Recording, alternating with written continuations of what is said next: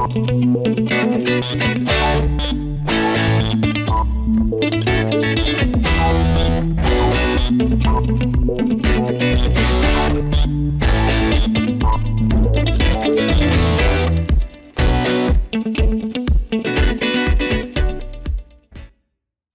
എന്നത് കാണാനുള്ള കഴിവാണ്. നമുക്ക് ചുറ്റുമുള്ള ലോകവുമായി ഇടപഴകാൻ നമ്മെ അനുവദിക്കുന്ന ഒരു പ്രധാന ഇന്ദ്രിയമാണ് കണ്ണും അതിന്റെ കാഴ്ചശക്തിയും. ജനിതകശാസ്ത്രം, പരിസ്ഥിതി, ജീവിതശൈലി എന്നിവയുൾപ്പെടെ കാഴ്ചയെ ബാധിക്കുന്ന നിരവധി ഘടകങ്ങളുണ്ട്. അതിലെ ഏറ്റവും സാധാരണമായ ചില നേത്രരോഗങ്ങളെക്കുറിച്ചും അതിന്റെ കാരണങ്ങളെക്കുറിച്ചും ചികിത്സയെക്കുറിച്ചും കണ്ണിന്റെ വ്യായാമ മുറകളെക്കുറിച്ചും ഈ രോഗങ്ങളെയൊക്കെ എങ്ങനെ കുറച്ചെങ്കിലും തടയാം എന്നതിനെക്കുറിച്ചും ഒക്കെയാണ് ഇന്ന് നമ്മൾ കേൾക്കാൻ പോകുന്നത്.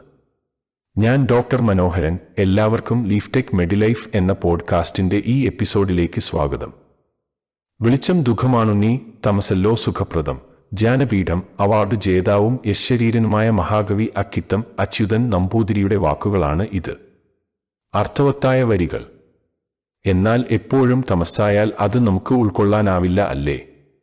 പല കാരണങ്ങൾ കൊണ്ടും നമ്മുടെ കാഴ്ചയിലേക്ക് തമസ് എന്ന അന്ധകാരം കടന്നുവരാനുള്ള സാധ്യത ഈ ആധുനിക കാലത്ത് തള്ളിക്കളയാനാവില്ലല്ലോ. കാഴ്ചയും കാഴ്ചയെ ബാധിക്കുന്ന നിരവധി രോഗങ്ങളും നമ്മുടെ മുന്നിൽ ഉണ്ട്. അവയിൽ ചിലതിനെ നമുക്കൊന്ന് പരിശോധിക്കാം. അതിൽ ആദ്യമായി സാധാരണ കണ്ടുവരുന്ന നേത്രരോഗങ്ങൾ ഏതൊക്കെയാണ് എന്ന് നോക്കാം. അവയിൽ ചിലതിനെക്കുറിച്ച് എൻ്റെ അറിവിലുള്ള കുറച്ച് കാര്യങ്ങളാണ് ഈ പോഡ്കാസ്റ്റിലൂടെ ഞാൻ പറയുന്നത്. ഈ വിഷയത്തിൽ കൂടുതൽ അറിവുള്ളവർ അത് കമന്റ് ചെയ്താൽ അത് എനിക്കും മറ്റുള്ളവർക്കും ഉപകാരപ്രദമായിരിക്കും എന്നുകൂടി ആദ്യമേ തന്നെ പറയട്ടെ. ഈ പോഡ്കാസ്റ്റ് നിങ്ങൾക്ക് കുറച്ചെങ്കിലും ഉപകാരപ്പെടും. അതിനാൽ സ്കിപ്പ് ചെയ്യാതെ അവസാനം വരെ കേൾക്കുക. പോഡ്കാസ്റ്റിലേക്ക് പോകുന്നതിന് മുമ്പ് ഒരു കാര്യം. നിങ്ങൾ ഇതുവരെ ഈ പോഡ്കാസ്റ്റ് ഫോളോ ചെയ്തിട്ടില്ലെങ്കിൽ ദയവായി ഇപ്പോൾ തന്നെ ഫോളോ ചെയ്യുക. ഇനി സമയം കളയാതെ കാര്യത്തിലേക്ക് കടക്കാം. ആദ്യമായി മയോപ്പിയ അല്ലെങ്കിൽ ഷോർട്ട് സൈറ്റ് നേത്രരോഗങ്ങളെക്കുറിച്ച് പറയുമ്പോൾ ഒന്നാമതായി മയോപ്പിയ, അതായത് അടുത്തുള്ളത് ശരിയായി കാണുന്നില്ല. പ്രകാശകിരണങ്ങൾ റെറ്റിനയിൽ ആണ് ഫോക്കസ് ചെയ്യേണ്ടത്. എന്നാൽ ഇവിടെ റെറ്റിനയ്ക്ക് മുന്നിൽ ഫോക്കസ് ചെയ്യുന്നത് കൊണ്ടാണ് ഈ അവസ്ഥ ഉണ്ടാകുന്നത്. ദൂരക്കാഴ്ച അല്ലെങ്കിൽ ഷോർട്ട് സൈ എന്നറിയപ്പെടുന്ന മയോപ്പിയ ദൂരെയുള്ള വസ്തുക്കളെ കാണാൻ ബുദ്ധിമുട്ടുള്ള ഒരു സാധാരണ നേത്രരോഗമാണ്. കാരണം കണ്ണിലേക്ക് പ്രവേശിക്കുന്ന പ്രകാശകിരണങ്ങൾ വളരെയധികം വളയുകയും അല്ലെങ്കിൽ റിഫ്രാക്റ്റ് ചെയ്യുകയും റെറ്റിനയിൽ ഫോക്കസ് ചെയ്യുന്നതിനു പകരം റെറ്റിനയ്ക്ക് മുന്നിൽ അവ കേന്ദ്രീകരിക്കുകയും ചെയ്യുന്നു. കണ്ണിന്റെ പിൻഭാഗത്തുള്ള ലൈറ്റ് സെൻസിറ്റീവ് ടിഷ്യൂവാണ് റെറ്റിന. ഇത് പ്രകാശത്തെ വൈദ്യുത തരംഗങ്ങളാക്കി തലച്ചോറിലേക്ക് അയക്കുന്നു. ജനിതകശാസ്ത്രം, പാരിസ്ഥിതിക ഘടകങ്ങൾ, ജീവിതശൈലി തിരഞ്ഞെടുപ്പുകൾ എന്നിവയുൾപ്പെടെ നിരവധി ഘടകങ്ങളാൽ മയോപ്പിയ ഉണ്ടാകുന്നു. മയോപ്പിയയുടെ ഏറ്റവും സാധാരണമായ കാരണം ജനിതകമാണ്. നിങ്ങൾക്ക് മയോപ്പിയയുടെ കുടുംബ ചരിത്രമുണ്ടെങ്കിൽ നിങ്ങൾക്ക് ഈ അവസ്ഥ ഉണ്ടാകാനുള്ള സാധ്യത കൂടുതലാണ്. മയോപ്പിയയ്ക്ക് കാരണമായേക്കാവുന്ന പാരിസ്ഥിതിക ഘടകങ്ങൾ: വീടിനുള്ളിൽ കൂടുതൽ സമയം ചെലവഴിക്കുക, മോശം വെളിച്ചത്തിൽ വായിക്കുകയോ വസ്തുവിന്റെ വളരെ അടുത്ത് ജോലി ചെയ്യുക, കമ്പ്യൂട്ടറുകളോ ഇലക്ട്രോണിക് ഉപകരണങ്ങളോ പോലുള്ള അമിതമായ പ്രകാശമുള്ള ഉപകരണങ്ങളുടെ അടുത്തിരുന്നുള്ള ജോലികൾ എന്നിവയൊക്കെ ഇതിൽ ഉൾപ്പെടുന്നു.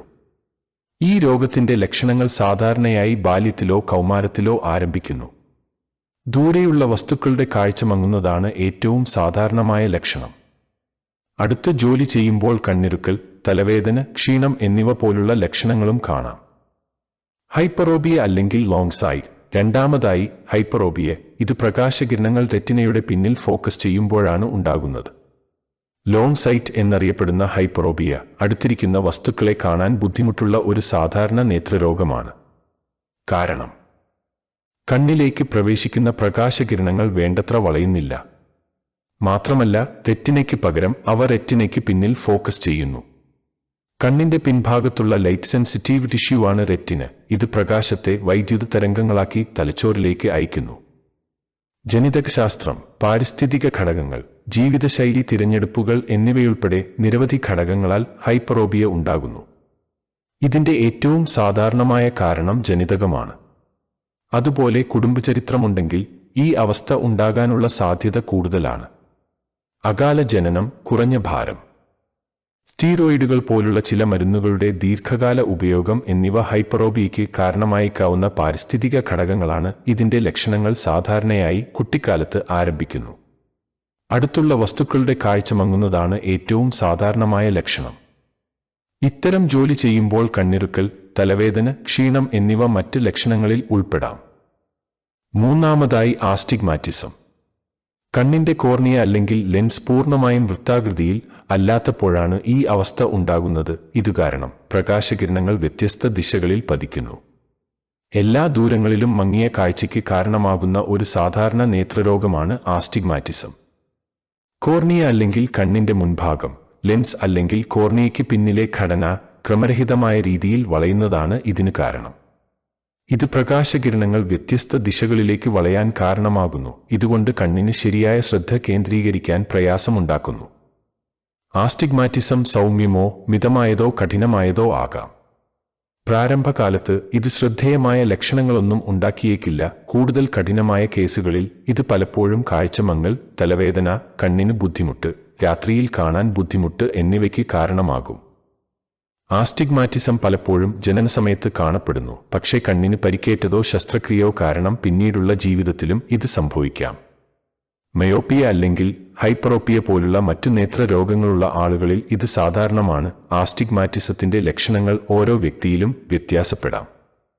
ചില സാധാരണ ലക്ഷണങ്ങൾ ഇവയൊക്കെയാണ്: എല്ലാ ദൂരങ്ങളിലും മങ്ങിയ കാഴ്ച, രാത്രിയിൽ കാണാൻ ബുദ്ധിമുട്ട്, തലവേദന, കണ്ണിന്റെ ബുദ്ധിമുട്ട്, ഇരട്ട ദർശനം, ലൈറ്റുകൾക്ക് ചുറ്റും ഗ്ലെയർ അല്ലെങ്കിൽ ഹാലോസ് കാണുക തുടങ്ങിയ ഈ ലക്ഷണങ്ങളിൽ ഏതെങ്കിലും നിങ്ങൾക്ക് അനുഭവപ്പെടുകയാണെങ്കിൽ രോഗനിർണയത്തിനായി ഒരു നേത്രരോഗ വിദഗ്ധനെ സമീപിക്കേണ്ടത് പ്രധാനമാണ്. നാലാമതായി പ്രെസ്ബയോപ്പിയ. പ്രായമാകുമ്പോൾ കണ്ണിന്റെ ലെൻസിന് വഴക്കം കുറയുന്നത് മൂലമുണ്ടാകുന്ന ഒരു അവസ്ഥയാണിത്. ഇത് അടുത്തുള്ള വസ്തുക്കളിൽ ശ്രദ്ധ കേന്ദ്രീകരിക്കുന്നത് ബുദ്ധിമുട്ടാക്കുന്നു. പ്രായമാകുമ്പോൾ എല്ലാവരെയും ബാധിക്കുന്ന ഒരു സാധാരണ നേത്രരോഗമാണ് പ്രെസ്ബയോപ്പിയ. ഇതു കാരണം അടുത്തുള്ള വസ്തുക്കളിൽ ശ്രദ്ധ കേന്ദ്രീകരിക്കുന്നതിന് സാധിക്കാതെ വരുന്നു. പ്രെസ്ബയോപ്പിയയുടെ ലക്ഷണങ്ങൾ സാധാരണയായി 40കളുടെ തുടക്കത്തിൽ ആരംഭിക്കുകയും കാലക്രമേണ വഷളാവുകയും ചെയ്യുന്നു. വായനയോ കമ്പ്യൂട്ടർ ഉപയോഗിക്കുന്നതോ പോലുള്ള ക്ലോസപ്പ് ഒബ്ജക്റ്റുകൾക്ക് മങ്ങിയ കാഴ്ചയായിരിക്കും ഇവർക്ക് ലഭിക്കുക.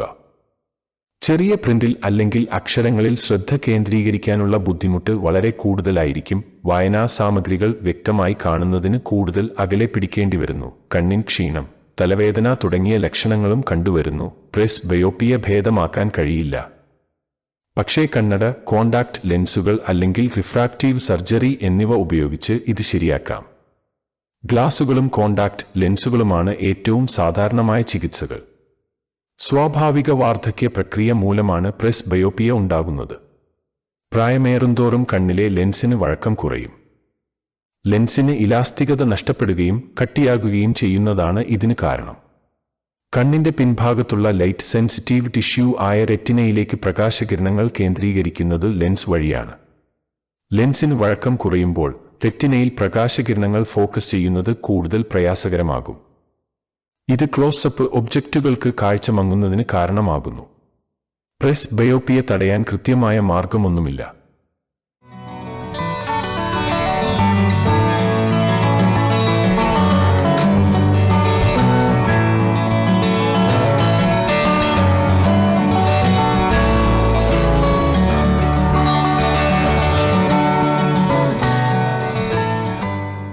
അഞ്ചാമതായി തിമിരം.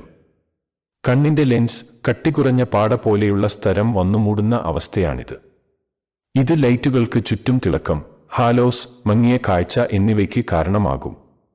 അന്ധതയുടെ പ്രധാന കാരണം തിമിരമാണ്. പ്രായമായവരിലാണ് അവ ഏറ്റവും സാധാരണമായത്, എന്നാൽ എല്ലാ പ്രായത്തിലുമുള്ള ആളുകളിലും അവ സംഭവിച്ചു കൂടായ്കയില്ല. തിമിരത്തിന്റെ ലക്ഷണങ്ങൾ ഓരോ വ്യക്തിയിലും വ്യത്യാസപ്പെടാം. പ്രധാനമായും മങ്ങിയ കാഴ്ച, രാത്രിയിൽ കാണാൻ ബുദ്ധിമുട്ട്, ലൈറ്റുകളിൽ നിന്നുള്ള തിളക്കം, ലൈറ്റുകൾക്ക് ചുറ്റുമുള്ള ഹാലോസ്, ഇരട്ട ദർശനം, വർണ്ണമാറ്റങ്ങൾ, പ്രകാശത്തോടുള്ള പ്രതികരണം തുടങ്ങിയവയാണ്. തിമിരത്തിന്റെ കൃത്യമായ കാരണം പൂർണ്ണമായി കണ്ടുപിടിക്കപ്പെട്ടിട്ടില്ല.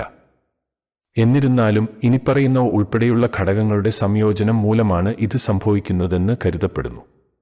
വാർദ്ധക്യം, ജനിതകശാസ്ത്രം, സൂര്യനിൽ നിന്നുള്ള അൾട്രാവയലറ്റ് രശ്മികളിലേക്ക് എക്സ്പോഷർ ചെയ്യുന്നത്, പുകവലി തുടങ്ങിയവ ലെൻസിനെ തകരാറിലാക്കുകയും തിമിര സാധ്യത വർദ്ധിപ്പിക്കുകയും ചെയ്യും.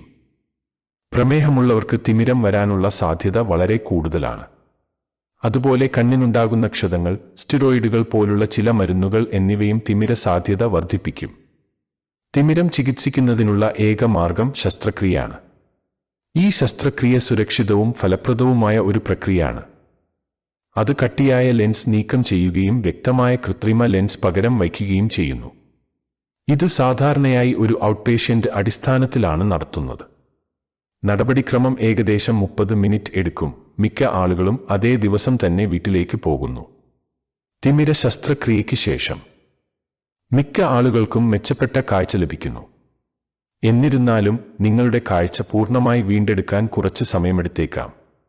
നിങ്ങളുടെ രക്തത്തിലെ പഞ്ചസാരയുടെ അളവ് നിയന്ത്രിക്കുന്നത് തിമിര സാധ്യത കുറയ്ക്കാൻ സഹായിക്കും.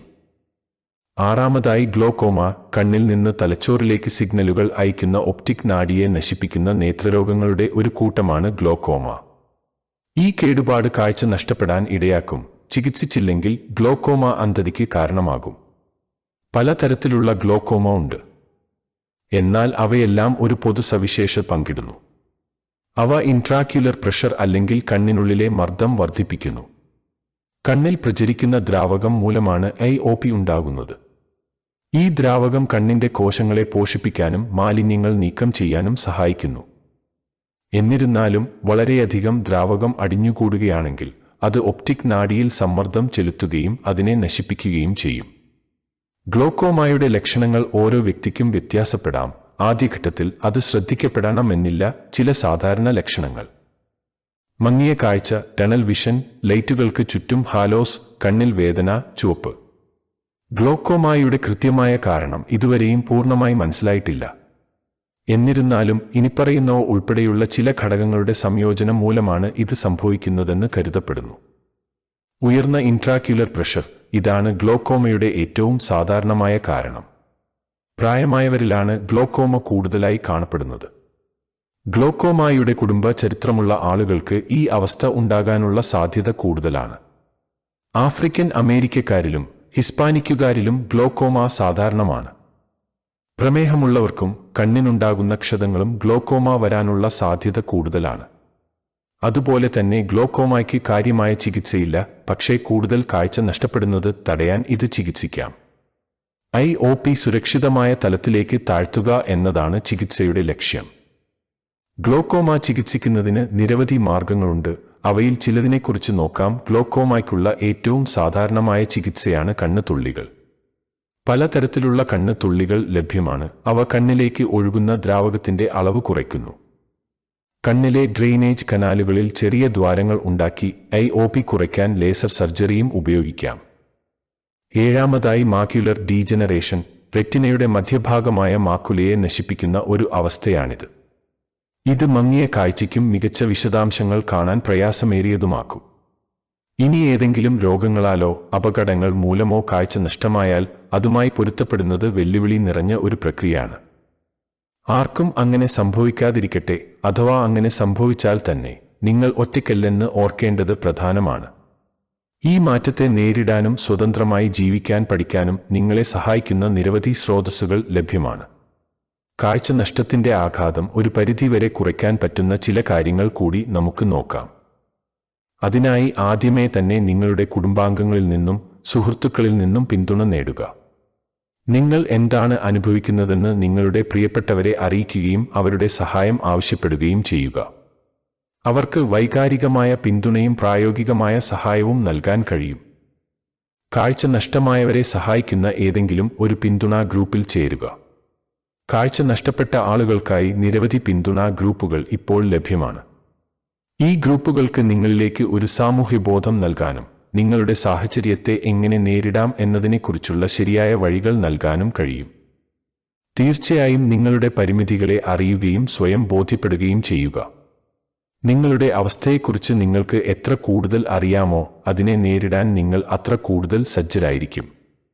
നിങ്ങളുടെ ഓപ്ഷനുകളെക്കുറിച്ച് ഡോക്ടറോട് സംസാരിക്കുകയും നിങ്ങളുടെ പ്രദേശത്തെ വിഭവങ്ങളെക്കുറിച്ചുള്ള വിവരങ്ങൾ അറിഞ്ഞിരിക്കുകയും ചെയ്യുക. കാഴ്ചക്കുറവിനെയോ അന്ധതയോ നേരിടാൻ സഹായിക്കുന്ന നിരവധി ഉപകരണങ്ങൾ ഇന്ന് മാർക്കറ്റിൽ ലഭ്യമാണ്. അതൊക്കെ ഉപയോഗിക്കാവുന്നതുമാണ്. ഈ ഉപകരണങ്ങളിൽ കണ്ണടകൾ, ഭൂതക്കണ്ണടകൾ, ഇലക്ട്രോണിക് ഉപകരണങ്ങൾ എന്നിവ ഒക്കെ ഉൾപ്പെടാം. അതിനോടൊപ്പം തന്നെ നിങ്ങളുടെ വീട്ടിലും ചില മാറ്റങ്ങൾ വരുത്തുക. നിങ്ങൾക്ക് ചുറ്റിക്കറങ്ങുന്നതും സ്വതന്ത്രമായി കാര്യങ്ങൾ ചെയ്യുന്നതും എളുപ്പമാക്കുന്നതിന് വേണ്ടി നിങ്ങളുടെ വീട്ടിൽ വേണ്ട മാറ്റങ്ങൾ ഉറപ്പാക്കുക. ഗ്രാബ് ബാറുകൾ ഇൻസ്റ്റാൾ ചെയ്യുക. അലങ്കോലങ്ങൾ ഒക്കെ നീക്കം ചെയ്യുക. മങ്ങിയ കാഴ്ചയുള്ളുവെങ്കിൽ വ്യത്യസ്ത നിറങ്ങൾ ഒക്കെ ഉപയോഗിക്കുക. പുതിയ പരിശീലനങ്ങളൊക്കെ നേടുക വഴി സ്വതന്ത്രമായി ജീവിക്കാൻ നിങ്ങളെ സഹായിക്കുന്ന നിരവധി കാര്യങ്ങളുണ്ട്. ഒരു കമ്പ്യൂട്ടർ എങ്ങനെ ഉപയോഗിക്കണം അല്ലെങ്കിൽ കാണാൻ കഴിയാതെ എങ്ങനെ പാചകം ചെയ്യാം എന്ന് പഠിക്കുന്നത് ഒക്കെ ഉദാഹരണമായെടുക്കാം. നിങ്ങളുടെ മാനസിക ആരോഗ്യം ശ്രദ്ധിക്കുക. കാഴ്ച നഷ്ടപ്പെടുന്നത് ആരെ സംബന്ധിച്ചും വലിയ സമ്മർദ്ദകരമായ ഒരു അനുഭവമായിരിക്കും. ഇതിനെ അതിജീവിക്കാൻ ഒരു തെറാപ്പിസ്റ്റുമായോ കൗൺസിലറുമായോ സംസാരിച്ച് നിങ്ങളുടെ മാനസിക ആരോഗ്യം വീണ്ടെടുക്കേണ്ടത് വളരെ പ്രധാനമാണ്. കാഴ്ചനഷ്ടവുമായി പൊരുത്തപ്പെടുന്നത് ഒരു യാത്രയാണ്. അതിന് കുറച്ച് സമയമെടുക്കും. ക്ഷമയോടെ കാത്തിരിക്കുക. ഉപേക്ഷിക്കരുത്. നിങ്ങളെ സഹായിക്കാൻ നിരവധി ആളുകൾ, ഉപകരണങ്ങൾ ഒക്കെ ഇന്ന് ലഭ്യമാണ്. പൂർണ്ണവും സ്വതന്ത്രവുമായ ജീവിതം നയിക്കാൻ ഈ ഘടകങ്ങളൊക്കെ നിങ്ങളെ സഹായിക്കും. ഇങ്ങനെയൊന്നും ആർക്കും ഒരിക്കലും സംഭവിക്കാതിരിക്കട്ടെ. നിർഭാഗ്യവശാൽ അങ്ങനെ സംഭവിച്ചാൽ ശാരീരികമായും മാനസികമായും ഒട്ടും തളരാതെ ബാക്കിയുള്ള ജീവിതത്തിലെ വെല്ലുവിളികളെ നേരിടാൻ നമ്മൾ തയ്യാറെടുക്കുകയും അതിനുവേണ്ട പരിശീലനം നേടുകയും എവിടെയാണോ നഷ്ടമായത് അവിടെ നിന്നും പുതിയൊരു ജീവിതം നേടുകയും വേണം. കണ്ണട, കോണ്ടാക്ട് ലെൻസുകൾ അല്ലെങ്കിൽ റിഫ്രാക്റ്റീവ് സർജറി, അതുപോലെ കോൺകേവ്, കോൺവെക്സ് ലെൻസുകൾ ഒക്കെ കണ്ണിന്റെ പല അവസ്ഥകളെയും അതിജീവിക്കാൻ നമ്മെ സഹായിക്കും. ഇതിൽ ഭൂരിഭാഗവും പ്രകാശത്തിന്റെ ഫോക്കസ് റെറ്റിനയിലേക്ക് കൃത്യമായി വീഴ്ത്താൻ സഹായിക്കുന്നു. ഇതിൽ കാഴ്ച മെച്ചപ്പെടുത്തുന്നതിനായി കണ്ണിന്റെ മുൻഭാഗമായ കോർണിയയുടെ ആകൃതി മാറ്റുന്ന ഒരു ശസ്ത്രക്രിയയാണ് റിഫ്രാക്റ്റീവ് സർജറി. കാഴ്ചക്കുറവിന്റെ ഏറ്റവും നല്ല ചികിത്സ വ്യക്തിയുടെ ആവശ്യങ്ങളെയും മുൻഗണനകളെയും ആശ്രയിച്ചിരിക്കും. ഗ്ലാസുകളും കോണ്ടാക്ട് ലെൻസുകളുമാണ് സാധാരണയായി ചികിത്സയുടെ ആദ്യപടി.